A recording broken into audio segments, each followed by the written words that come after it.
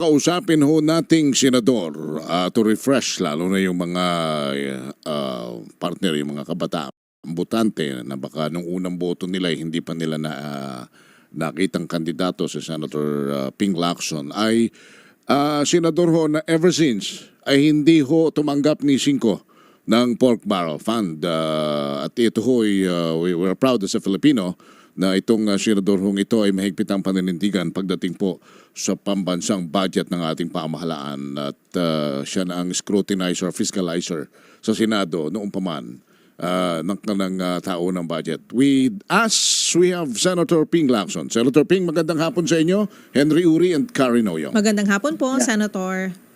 Henry, Karen, magandang Opo. hapon sa inyo, sa lahat ng nakasubaybay. Magandang hapon din. Opo. Sen, i-refresh nyo nga ulit kami. Bakit ba, simula nung kayo naupo, bakit hindi kayo humawak, tumanggap o ni pagpayag man na dumaan sa inyong opisina ang tinatawag na pork barrel? Kasi dumating yung pagkakataon na halos lahat naging suspect na may tinatanggap. So maski yung mga senador, mga congressmen na hindi naman tumatanggap ng komisyon, na nasama-sama na tumatanggap. Sa akin, ang pananaw ko, para na lang wala ng duda, pinasya ko na wag na lang kunin yung pork barrel. Maski nung hindi pa na-deklarang unconstitutional, talaga hindi na lang ako tumatanggap. Pero paano po... Maski ipagpilitan mong wala kang kinukuha, wala pa rin maniniwala eh. Pero paano kung hindi na tuluyan ng hindi po nakahawak or tuluyan ng hindi po nagkaroon ng pork barrel ang inyong opisina? Oo, kasi okay naman. Kasi na-re-elect naman ako noong 2007. Na-re-elect ulit ako noong 2016. So wala naman nung nakitang problema. Maski, kasi minsan, nagiging dahilan ito na kailangan may pork barrel para merong, alam mo na, pangligaw doon sa mga constituents, Apo. pantulong sa mga bayan-bayan, sa mga probinsya, para tulungan ang pagkakandidato, matulungan din maalala. Hindi ko rin naman naramdaman yon kasi maski hindi ako kumukuha ng pork barrel, nanalo pa rin naman ako sa re-election. Pero Senator Ping, nabanggit nyo nga unconstitutional na po ang pork barrel. Ano?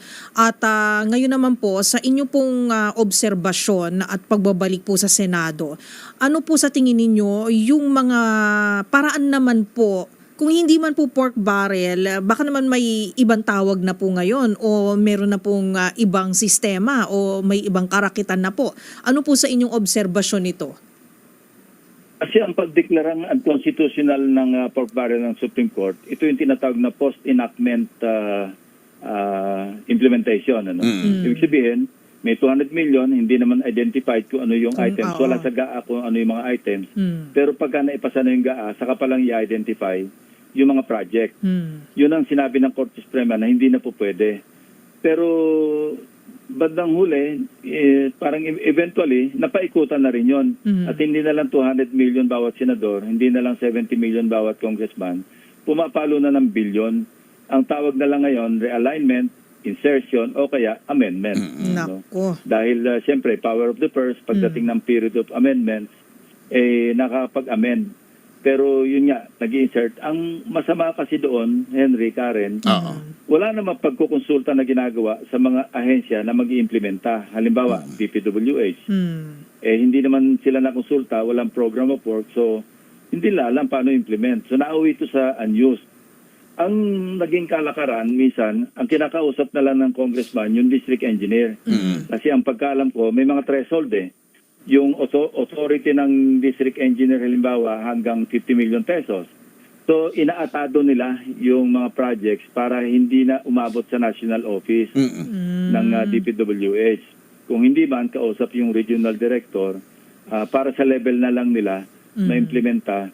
At ang masama pa, nanggagaling yung planning o yung program of work sa mga contractor na mismo. So dito po, Senator Ping, do you think ay ito yung ginawang paraan dito sa mga very controversial ngayon, pinag-uusapan yung mga flood control projects? Oh, ganyan. Kasi may nakikita kami na ngayon kasama ko yung mga staff ko, no, nagtuloy-tuloy yung aming research. Opo. May mga flood control projects na uniform ang amount eh. Halimbawa, merong isang barangay na mga 6 na para-pero yung amount na ginugol pagpapatayo ng project.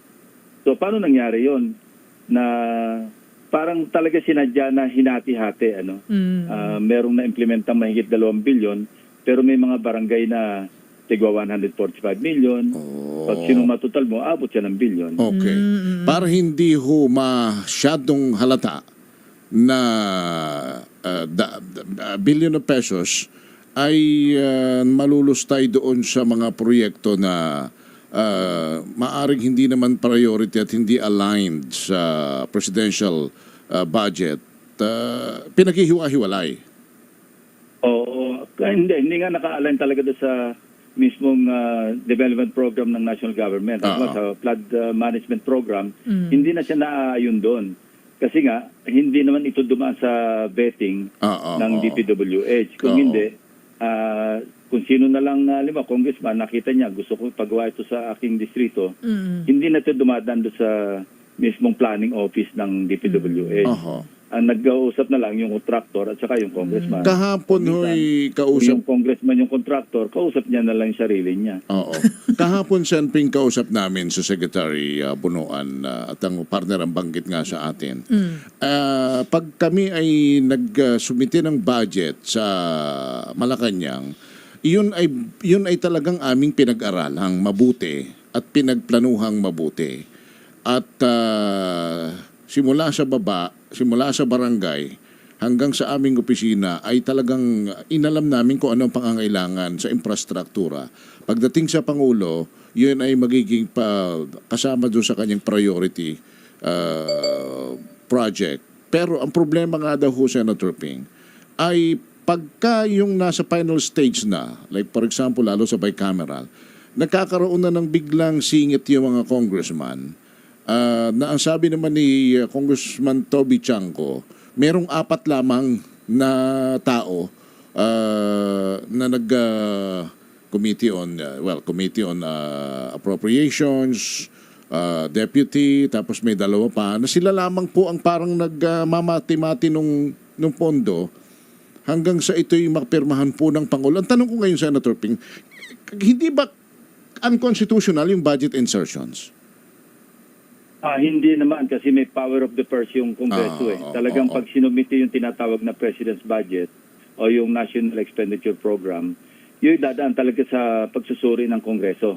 Kasi ang power ng authorization, remember merong 4 na stages Yung preparation ng budget, ito yung budget call, tapos magiging President's Budget o National Expenditure Program. Isa sa ilalim ngayon to sa tinatawag na authorization phase. Ito yung legislation. Ino-authorize ng Kongreso ang executive branch na mag-implementa. Tapos babalik ulit sa executive department para naman sa implementation. At yung huling phase, ito yung tinatawag na accountability. Dito papasok yung COA at saka yung oversight function ng Kongreso. So 4 yung phases. Ang nangyayari, sa implementation, nakikialam na yung legislators. Yun ang mali. Kasi ang papel lang namin, ipasa yung batas, wala na kaming pakialam. Ang susunod na pakialam namin is i-oversee namin yung power ng oversight kung tama pa pagka-implementa ng batas naming ipinasa.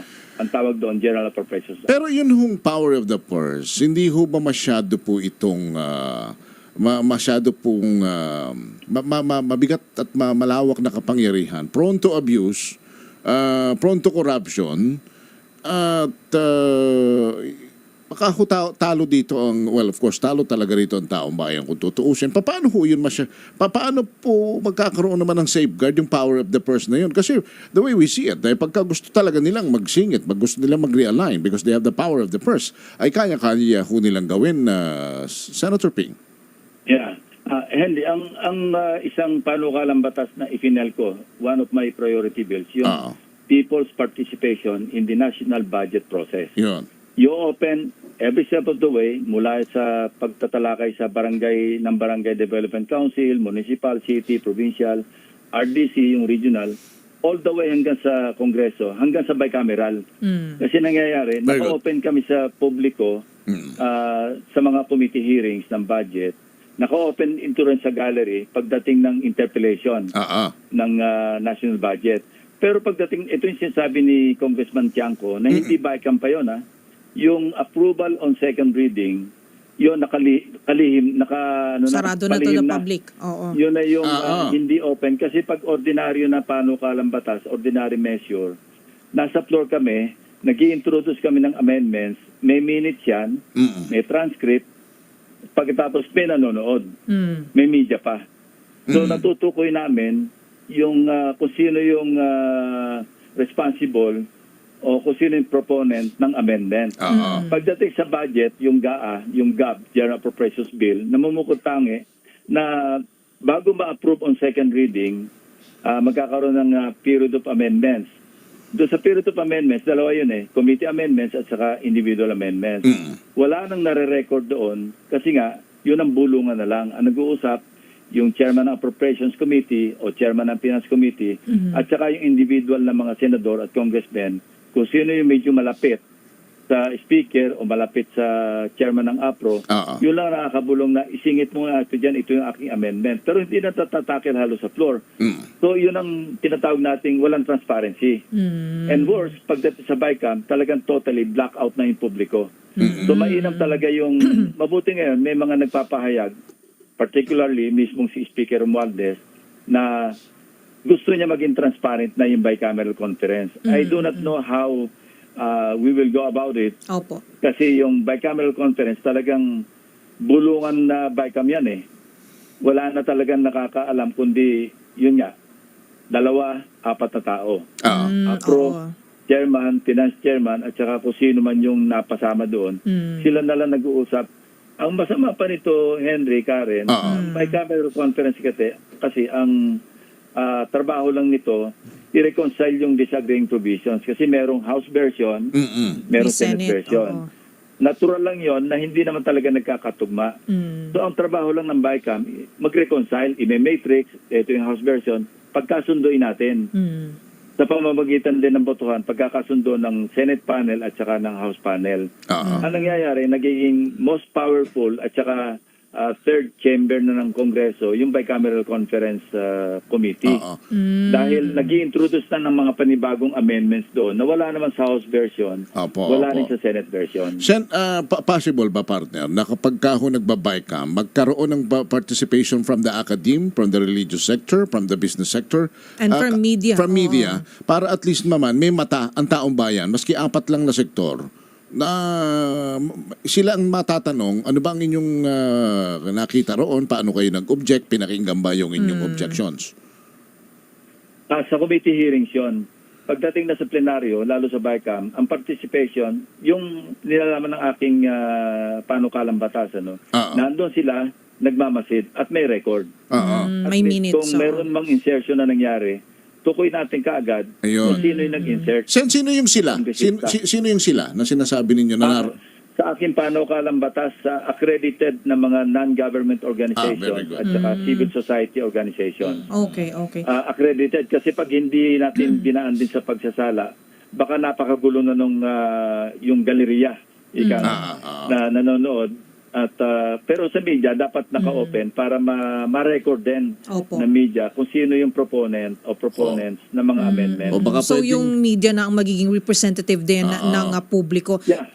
Pero Senator Ping, nabanggit kasi ni Congressman Tiangco kahapon sa aming interview din dito sa programa, ang magiging challenge yata dyan ay medyo hahaba yung panahon para sa mga deliberasyon. May mga iba po kasi yatang mga mambabatas gusto na paspasan na ito o di naman kaya ay ayaw ma-extend. So, paano po ba ang solusyon naman na po ninyo in your opinion? And ayon na rin, base na rin sa inyong panukala, will it also extend the time na tayo po ay maghihintay para maipasa po ang ating budget, national budget? May limit kasi by December 31 kailangan approve na yung budget na yan kung re-enacted budget tayo. Opo. So ang maganda diyan, talagang gumawa kami ng schedule na alam natin may naka-timeline Alam natin ito yung sa committee hearings hanggang ganitong panahon. Pagdating sa plenaryo, ganito. I-allocate na namin yung time At kaya naman doable naman na gawing open. Kasi nangyayari naman yan sa ibang mga, sabihin na natin, mga madudugong mga bills, lalo yung mga tax measures. Open yan Hindi kami nagtatago nandiyan kami sa plenaryo, identified. Ang pinaka-importante, at least parang deterrent din, na hindi nakatago kung sino yung proponent ng particular Yes, na flood control project. Opo. Para kung palpak yun, alam natin kung kanino tuturo Opo. Sa ngayon kasi, May yung nag-insert, accountability. hindi identified Madaling tumanggi Hindi ko alam yan Sa bayan ko nga yan. Pero hindi ko alam yan. Hindi sa akin. Wala naman kasi record Opo, opo. And maybe we can also avail the power of social media na baka pwedeng naka-live din sa social media yung bycam. Naka-live stream. Tama. Para talagang malawak Yes. yung audience. Tama. So Senator Ping, kasi ang pinaka ngayon controversial at siguro maire-relate natin dito sa ating usapin is yung mga flood control projects nga Ang nangyayari po kasi si Secretary Bonoa na siya yung sumalo po ng lahat ng responsibility ngayon. He has to produce a report, an audit within the week po yata ang kanyang pagkabanggit sa amin dito sa programa. So the pressure is on, ika nga. So napakarami po mga projects, 9,000 something 60. plus, 656. and then 5,000 yung plus din po yung mga Hindi ongoing pa. o hindi pa po Yeah. So napakarami po nito. And you've also proposed, Senator Ping, na magkaroon din po ng independent, sarili pong investigation. Tama po ba? Kasi yung credibility, para hindi mag-suffer yung credibility, wag lang DPWH kasi alam din naman natin may mga kasabot din naman kawanin ng DPWH. Hindi naman ubrang yung kongresista o yung contractor, sila lang kasi mag-implement pa rin yan DPWH Sila Opo. pa rin ang nag-bid out ng mga projects. So, baka hindi pumasa sa ang credibility sa publiko kung mismo DPWH din ang magdedetermina kung palpak ba o guni-guni ba o na masama ba yung pagkatapos ng project. Kasi hindi naman mismo si Secretary Bonoa ang pupunta dun Opo. Iuutos niya rin yan. Mas mainam na yung merong sabihin natin hindi lang interagency kung hindi mayroong component na civilian. Independent. Na kung, halimbawa, parang medyo naman alam nating objective yung magiging findings yung isusumite. Kung sakali, ano ang, ang composition na inyong naiisip sa independent auditor? Well, hindi depende. Yung siyempre, yung may alam din na may mga civil engineers, yung nakakaintindi rin na kung paano i-determina kung kung sala sa specifications, yung mga proyekto, tapos di ba nag-imbita rin naman si Pangulo sabi niya yung publiko, wag kayong mag-atubili. I-report ninyo kung sa inyong lugar may nakita kayong proyekto na hindi tama, i-report ninyo sa amin. So mas mainam na kung maging part sana sila para lang makadagdag sa kredibilidad nung whatever findings na isasabit ng DPWH. Sen, may binanggit kayo na may mga contractor na naging congressman, may mga congressman na naging contractor. My question is, sa mga nakalipas sa administrasyon, without furthering the details, saan ho nangyari yung pinakamalaking kurakutan sa flood control? Kasi hanggang ngayon, ang hirap pag-aralan, Henry, sa totoo lang. Hanggang ngayon, nandito kami, nag-aaral lahat. Kasi sabi ko, balikan nga natin kasi ako mahilig ako sa historical data. Yeah, oo. Binalikan ko hanggang 2011, yung palang sa loob ng 15 taon hanggang 2025, ang reference namin dito, yung mga General Appropriations Act na naipasa. So, umabot na ng halos sa 2 trilyon. 1 trillion, 924 million, mga ganon. Ngayon, may na-discuss. Ang budget sa flood control, Sen? Yeah, flood control lang yan. Flood management program, feasibility study, support operations, basta flood management program related, tungkol sa baha. Ito ngang 2025, akala namin, ang unang tingin namin noon, 346 billion lang for 2025. Ngayon yan, nung nakita pa namin yung mga katakot-takot na feasibility study, yung mga river basins, na kung saan pa ulit-ulit, kung ilang taon nang hindi matapos-tapos ang feasibility study. Minsan, dyan din nagpa-park. Meaning, dyan inilalagak yung pondo na hindi naman to tangible Kasi feasibility study, minsan malalaki rin yung halaga Yeah. So, umabot na kami ng 371 instead ng 346 billion lamang. Kasi nadagdag pa nga yung ibang items tungkol sa feasibility That's for study. 2025 alone. Lang, oh. Pero may mga nakapisaro doon, yung for issuance of SARO, hindi pa nare-release ng Pangulo. Kasi nga, ito yung dating for later release na ngayon, ang acronym na PISARO. Doon sa 371 with your indulgence, Senator Ping, partner, magkano ang release na? Ilang porsyento na ang release at hindi release? Yun ang inaalam pa namin ngayon. Kung ilan yung na-release, ilan yung hindi pa nare-release. Doon sa 371 billion. Ang naging reference kasi ni Secretary Bonoan, narinig ko siya, ang tinitingnan lang nilang halaga, 254 billion. So ang ginawa niyang reference, yung National Expenditure Program. Kasi chinek namin, doon tumatama yung figure niya na 254. Pero hindi naman yun ang naipasanggaha. Yun ay National Expenditure Program. Nadagdagan hanggang BICAM, umabot siya ng 371. Ngayon, hindi ko alam kung ilan na yung na-release, ilan pa yung hindi na-release doon sa 371 billion or even doon sa 254 billion. At yan ho ba ang pinakamalaki sa buong history sa isang taon na kahit sa mga nakalipas na administrasyon? Ngayon lang bang 2025 nangyari na 371 billion ang inilaang budget sa flood control? Base doon sa record namin, yung called from the different GAAs, ito yung pinakamalaki. Kasi yung unang nakita namin, 2024, ang 2024 nga, 349 billion eh. Yung malaki din. 2023, 280 billion.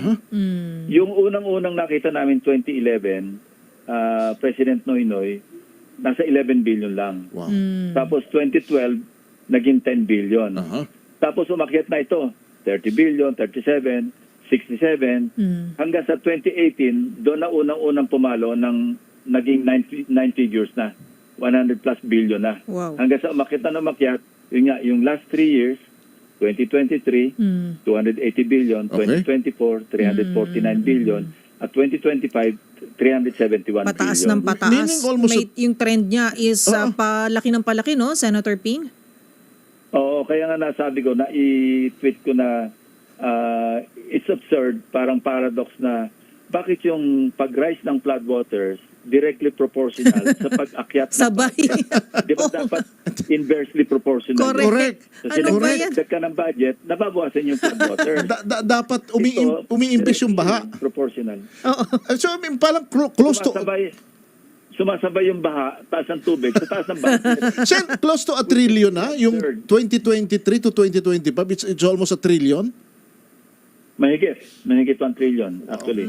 Kung okay. na-release lahat, Yung pa, so hindi pa ito pa yung imbestigahan, Senator, kung ano yung mga na-release at kung ano yung hindi. Nabanggit nyo kanina earlier, Senator Ping, na sa inyo pong, sa team ninyo po, may mga nakita po kayong mga barangays na pare-pareho po nakaatado yung budget. Meron din po ba kayong nakita na mga projects di umano na non-existent? Ghost. May budget pero wala naman. Wala physically. Hindi pa kami umabot sa ground kasi yun wala ang pa. intention po susunod. Opo. Pagka nakakita kami ng medyo questionable, papupuntahan ko yun eh. Yun ang nakagawayan ko na. Mismo pinapupuntahan ko sa ground at i-check yung physically yung status ng proyekto. Kasi mismo si Presidente, ang sabi niya, siya mismo namasyal eh. Opo. Merong mga proyektong guni-guni. So pag guni-guni, ghost yun. Oo nga. Pero Senator, meron din nabanggit si Secretary Bonoan kahapon na may mga projects po kasi na hindi matanda, matagal na po. Nagawa, existing, pero kailangan na daw kumpunihin, i-rehabilitate, ayusin, o kaya baka may mga iba hindi na gumagana o nasira na po. So technically, parang sabihin na natin, non-existent na rin. So how do you classify po yung mga projects na ganun? Ibig sabihin nun, under specs o kaya substandard yung mga materials doon. Kasi bakit naman agad masisira? Parang kalsada lang natin yan, Karen eh. Opo. Di ba, bagong gawa, umulan, lubak-lubak, repair na naman. O pag ulan, repair na naman. Yes. Bakit sa ibang lugar, taon, tumatagal yung mga kalsada natin, hindi naman nire-repair. Bakit yung iba naman, kagagawa pa lamang nung isang taon, pag umulan, Butas-butas andyan na naman yung lubak. So, ibig sabihin, substandard. Di ba nga mayroon pang balita doon sa Bicol nung tiningnan yung construction yun, patpat ng kawayan yung salop na rebars, patpat ng Hello. kawayan yung patiga sa loob. Oh my. Ibig sabihin talagang Grabe. talamak yung dayaan. Hindi, tsaka yun nung sa Pampanga, meron din yan eh. Nung Oo. makita, substandard din ng mga materyales. materyales. Sen, I think when it comes to moral ascendancy, you have a high degree of moral ascendancy. Pagdating dito sa pagrekisa sa budget at paghanap ng katotohanan sa mga proyektong tama ba, mali, ghost project ba, isa sa publiko ba ninyo ang ano mang inyo matutuklasan?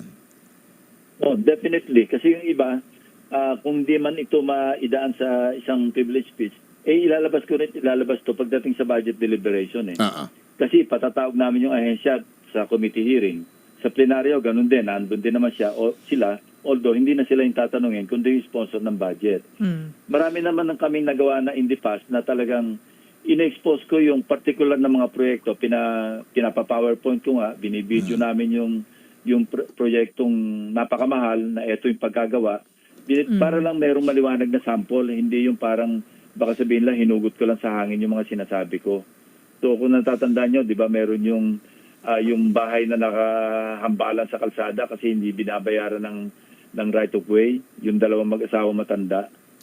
Yung mga ganon ang mga example na ginagawa namin para lang malinaw. Tapos meron mga proyekto na wala man lang stationing, yung bang ano ba to, pag sinabi mong Maharlika Highway, apakalapad yan. Sabihin mo naman from what kilometer to what kilometer.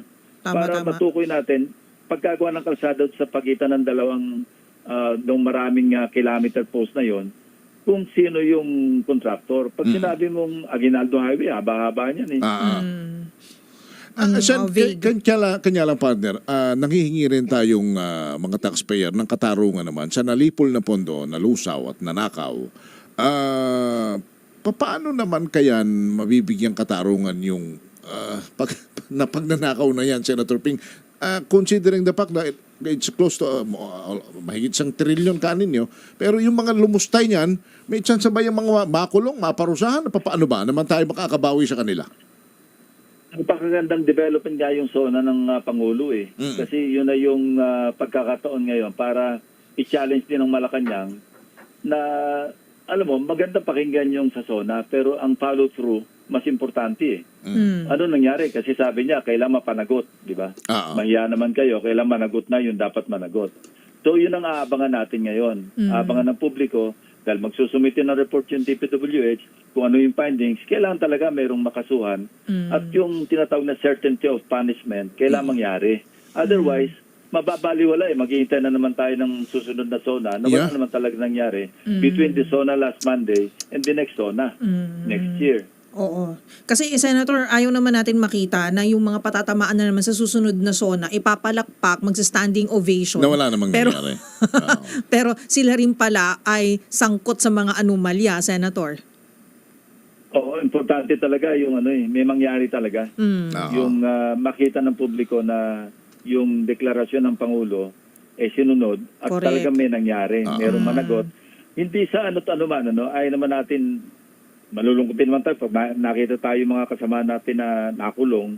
Pero at least hindi pa mamarisan, di ba? Yes, Magkakaroon ng pag-aalala yung mga susunod. Kasi kung wala talaga napaparusahan, salit na mag-alala yung gagaya pa eh. Bakit kayo lang, ako rin, wala naman nangyayari. Di pwede na rin pala ako. Correct. Sen, ang bayan ay nakikinig. Malaki ang kumpiyansa sa inyo na kayo'y hindi titigil sa paghahanap ng katotohanan at katarungan dito sa mga pondong nilulustay ng mga mapagsamantalang opisyal, kasabwat ng mga trabahante ng gobyerno. Anong gusto niyong sabihin sa taong bayan ngayon? Huwag tayo magkibit balikat kasi after all, pera natin yan, galing sa tax, galing sa utang. Tumalo na yung utang natin na 17.25 trillion. Natatandaan ko, yung iniwanang utang ni President Noynoy, nasa 5.9 trillion.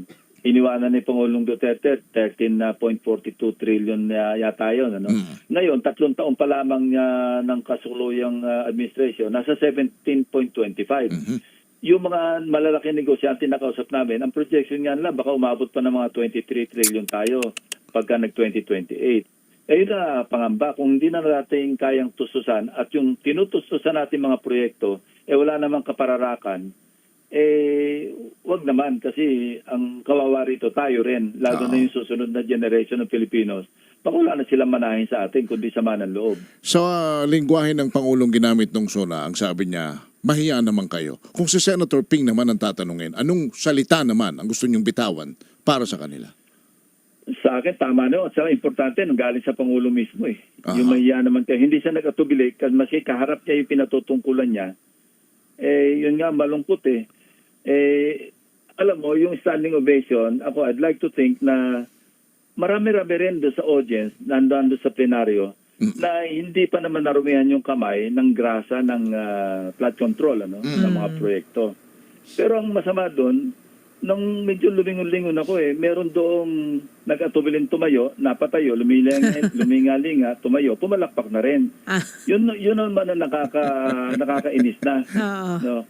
Pero ako, positive pa rin tingin ko, marami-rami doon sa audience na yon ang talagang wala kinalaman doon sa pinatutsadaan ng Pangulo na mahiya naman kayo. Yung bang nakita ninyong, yun ho bang nakita ninyong tumayo, nag-aatubiling pumalakpak pa tumayo, kilalang-kilala ninyong hilat siya ng pagmumukha at likaw ng bituka, Senator Ping? Hindi lahat. Pero meron. Kasi ako, observant ako sa mga ganyan kasi nakalakan ko na yan bilang investigador, bilang intelligence officer in background. Very observant ako, lalo sa actuations ng mga tao. Pero meron talaga doon na, kumbaga, walang maitatago sa inyo pagdating sa bagay na yan, sa mga pumalakpak na yan. Pero alam naman nila kung sino yung palakpak na nakisama lang sa palakpak. Alam nila yun Opo. Anyway. Televise kasi ang SONA, kaya kailangan, sige na nga, para hindi halata. Baka nakaupo ka lamang, baka maano ka baka matukoy ka kagad. Correct. Opo. Sen, salamat ng marami sa inyo as always Thank you for po. joining us. Thank you, Henry, Karen. Thank you. Thank you, Senator Ping. Si Senator Pampilo Ping Lacson, at least nakil